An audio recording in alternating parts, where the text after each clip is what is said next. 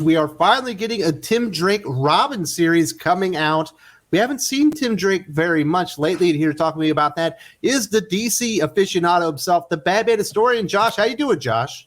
I could be doing better, Wes. I'm not so sure I'm excited. Look, let me say this. I've been wanting a Tim Drake series for quite a few years now, and be careful what you wish for, kids, because this sucks. Well, we don't know that it's going to suck. It obviously hasn't come out yet, but it is coming on the heels of DC Pride Tim Drake Special #1, which saw Tim reconnect with Stephanie after they had broken up, as the two, along with Superboy and Pulse, deal with a runaway elephant in Gotham. Once the elephant has been dealt with, Tim confides in Stephanie and tells her he still values their friendship. You always have been exactly what I wanted and more, he tells her. I just realized it wasn't because of your gender, you know. I don't only like girls. And the issue ends with Tim introducing Stephanie to Bernard for the first time, of the two becoming fast friends. And this is the jumping on point for this new Tim Drake series.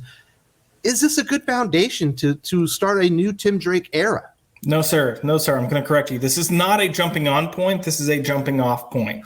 And people had already jumped off during the New 52. So these are the stragglers that are left. They are jumping off. Like, they're like, I don't care if there's fucking sharks in the water. Eat me, please. And they're just diving, just going for it. No, I mean, a lot of people are not happy with this. We've talked about Tim Drake quite a bit.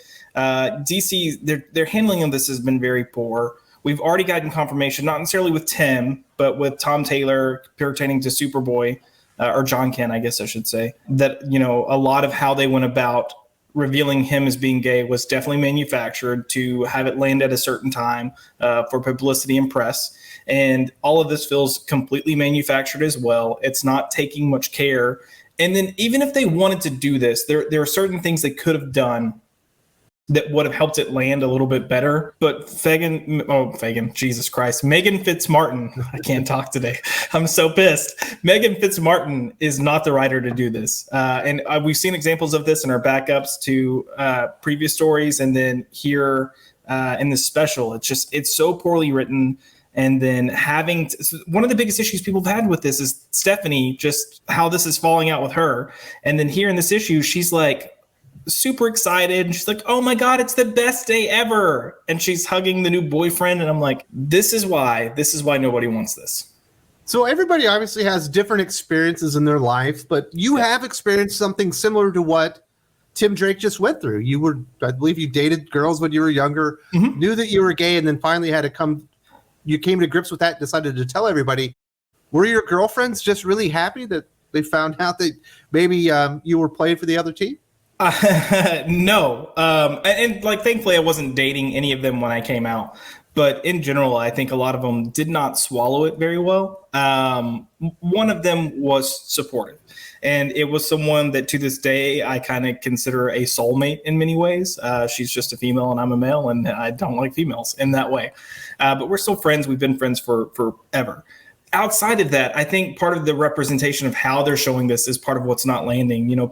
Some of what they put in these stories about how he's trying to assess how he feels is accurate. A lot of people go through this. This is what a lot of people struggle with, but they struggle with this for years. And I get you don't want that for years in a comic, but you also don't want it happening and being resolved within a single comic, especially when Tim supposedly cares for Stephanie as much as he does.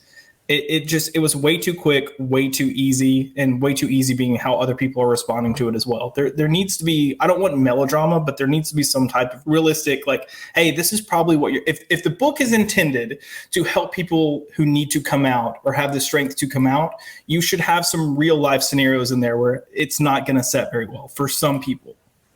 Well, I think another one of the issues that we've seen with the John Kent, Superman, son of Kal-El, is that the relationship has been front and center, and him being a superhero has been in the background. Yes, there are some moments here and there, but it's pretty much about John and Jay Nakamura. People that have been waiting for this Tim Drake Robin series to finally come out, no pun intended, probably aren't sitting there going, man, I want to know more about Tim Drake and Bernard. What are they going for? This could be really exciting. I think they want to see Tim Drake as Robin be celebrated because he's kind of the forgotten Robin. Even no less so than Stephanie Brown, but kind of in that vein. And people are waiting for him to do something. And it sounds like, and I imagine that's what the series that Meghan Fitzmartin is going to put out there is where the superheroics and celebrating what a cool character that Tim Drake is and all the things that make him great as a Robin are going to be secondary. They're going to be in the background while they focus mostly on him and Bernard fleshing out the relationship. Yeah, I mean, I fully expect that Tim and Bernard's relationship is what's going to be front and center, and everything else is going to be secondary. And I think we see that just in general, that doesn't work with comics. Not with superhero comics. Yeah, I would say not with superhero comics. Whether you're gay, straight, whatever, it typically doesn't work. When you focus on that as your priority, people don't catch on as much. It doesn't fit with that medium as well. You can have it as a subplot, and it can be great, but it doesn't need to be the focus, and I'm afraid it's going to be the focus. Yeah, it's just too bad with Tim Drake. He's such a cool character. There's, he's the only Robin that really decided on his own, of his own volition. I want to be a Robin. I'm the person for this. He's probably got the most analytical mind, similar to Bruce. Obviously there are some differences there, but I think he shouldn't even be called Robin at this point. They have a Batman and Robin series coming out featuring Bruce Wayne and Damian Wayne because he's Robin now. He needs his own identity. The idea of him being called Drake in Young Justice from Brian Michael Bendis was just ludicrous and stupid. Yeah. But at this point, they've almost set him up to be called like the gay Robin or the bi Robin rather than being his own superhero. His sexuality is first because he doesn't even have an identity as a superhero anymore. No, and which is a shame because it's kind of like what you're talking about. But prior to the New 52 launching, Tim was set up as the rightful heir to the Batman mantle. And it was viewed that way by many people, and especially people who kind of opposed Batman. So when you have villains that are recognizing him as the person who is most qualified to take the mantle, that says something. And when I say villains, we're talking about Ra's al Ghul, Lady Shiva, even some of Tim's peers kind of saw that he would be the rightful person. And yes, you had Damian there that was like, well, I'm blood. But yet Tim was the one that if someone needed to step in and do Batman's job as closely to how Batman did it, it would be him. And then he lost so much of that, so much of what they had built for the character over a good 20 years, 30 years, just got wiped out when the New 52 started, and they've been struggling to piece him back together since, and he's been all over the place. But now it's like we hit Rebirth, and James Tynion pulled pieces back together, built a foundation that was like, okay, this looks like Tim. Let's see where it goes. And then Brian Michael Bendis came in, ruined it, and then we ruined it even more with this because now his only identity is I'm gay. And it's exactly what you said. He's going to be called the gay Robin. Like that is now his defining characteristic trait. Yeah, it's almost like he's the forgotten Robin. He was just like expendable or something. And as you mentioned, we heard what Tom Taylor had to say about John Kent coming out and that it was important that they made certain dates so they could get global press and whatnot. It feels like they said, you know what? This is the Batman character that's expendable. We'll make him the LGBTQ representative male character. Obviously, they already have Batwoman and whatnot. And he has become an afterthought. I'm glad that they're doing something with the character. But if it's not in service of him being a superhero and elevating him as a superhero, if it's in service of his journey regarding his sexual awakening or his awareness of who he's attracted to and whatnot, there's a place for that. There's a place on the bookshelves for it. It's in YA graphic novels. It's in certain other graphic novel genres that are out there. There are LGBTQ coming of age stories out there, and they're very successful. It just doesn't work in the DC Marvel universe as the front and center story. And I don't understand why he became the character that was expendable. There's some value in there, and there's no way that Meghan Fitzmartin's going to do this character any justice, and she hasn't even tried.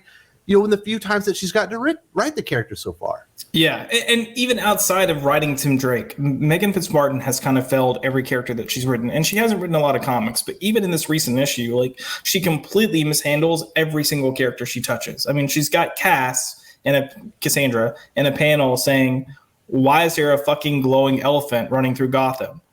That is not something Cassandra would say at all. And then, how she handles Stephanie and how Stephanie responds. It just, everything is so, she's coming in with an idea of a story she wants to tell, and she gets the benefit of taking established characters and then shoving them into those roles. And that's a shame. It's not something I support. I don't have faith that there will be a good series. I know DC announced it as an ongoing series. Let's be real. If it gets past 12 issues, I will be shocked. If it gets past 6, I'll be shocked. Well, yeah, I think they're going to try. Well, as long as the current leadership is there, they're going to try to push this as long as possible. But we'll see. Meghan Fitzmartin is a worse writer than Stephanie Phillips, in my opinion. Oh, Riley 100 is the artist that's with Stephanie Phillips right now, and they can't get Harley Quinn to sell anything. It's at 140. No. This thing is destined to fail on arrival. There's no way anyone's going to support this comic book because the Tim Drake Robin fans out there that were excited and would support the book, as soon as they see Meghan Fitzmartin, Riley Rossmo are the creative team, they know the book isn't important. You said that to the customer on the very first day. Yeah. You might like the character, but we don't support the character and we have no real plans for this to do anything. So we put the least talented people available on the book. Yeah. And like, I want to be clear too. Like, I know we are definitely trashing Meghan Fitzmartin, and I just want to say that I know people that at DC, and they have incredibly nice things to say about her. They say she's a wonderful lady. It doesn't mean she can write well, and that's our point. And you know, you said this book's gonna be dead on arrival. I completely agree. I do think we're gonna see some speculator sales come into play. A number one's gonna sell relatively well. You're gonna have that number one hit. This one doesn't crack the top 50, man. It may not, and it may not. But if it does, you're going to have all those people coming up and like, oh, Wes said it's going to be dead on arrival. You're wrong. But just wait till 4 or 5 issues in. And I fully expect, you know, DC to use the same strategy that they used with Superman, Son of Kal-El. They're going to have key moments. That way they can create, quote unquote, key issues, you know, throughout the run. But you're going to see a trail off. It's not going to, if this book, you said 6 issues, that was my thought. I'm giving it a little bit more benefit of the doubt because of leadership. But by 12 issues, it's done. Like, it's done. Well, it's got a hard road to hoe. I mean, obviously, we saw what happened with Aquaman. That was supposed to be an ongoing. It got canceled at 5 issues. The sales are spectacularly bad. They offered, full returnability. They did what they could. They overshipped the second issue with a special Jim Lee cover.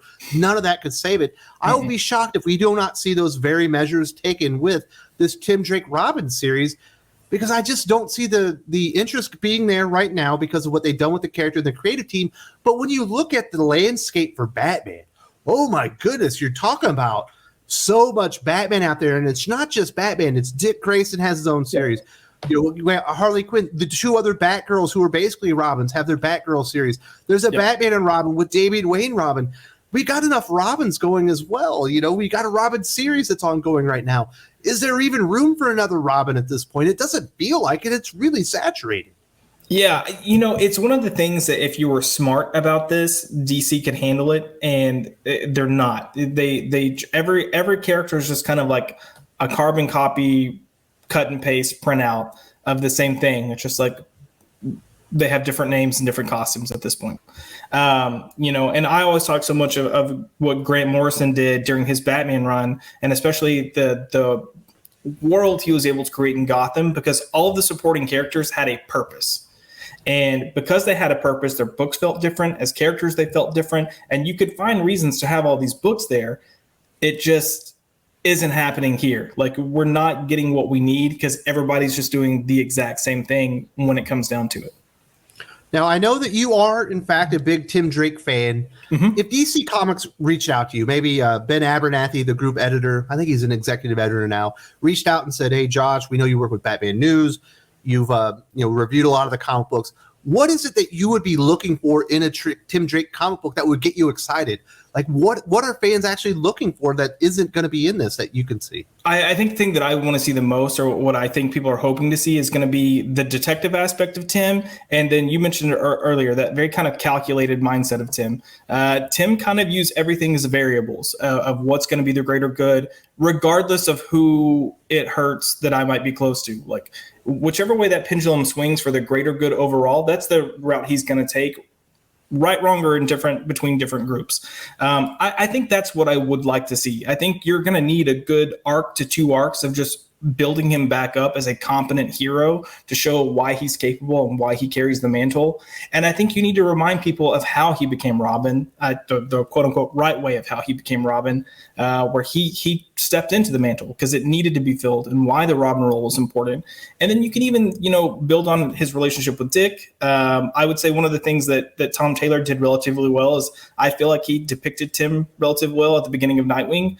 You can play into that. You can also play into just Tim's training and how he got as good as he did.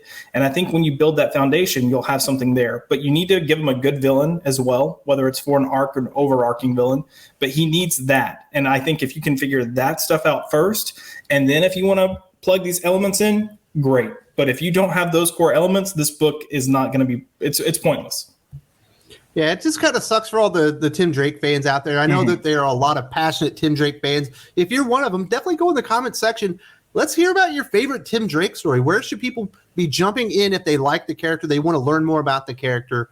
Because we do want to celebrate the characters. I don't want to just, trash everything. There are great stories out there. There are reasons people like the character, and I hope that we can maybe point some people in the right direction. Unfortunately, it doesn't appear like this is really what people were asking for, but it is what they're getting. Meghan Fitzmartin, Riley Rossmo, coming in September. Now, before I sign off, I do want to remind people that Here Comes Calico #5. The Kickstarter is ending tomorrow. If you haven't supported the campaign or you're interested or you needed more information, I actually talked to the author, H.H. German, just last week. He's a really good guy. He talks about, his thoughts on comic books, also talks about Here Comes Calico. If you want to support that, definitely check out this video and support the comic book if you're interested.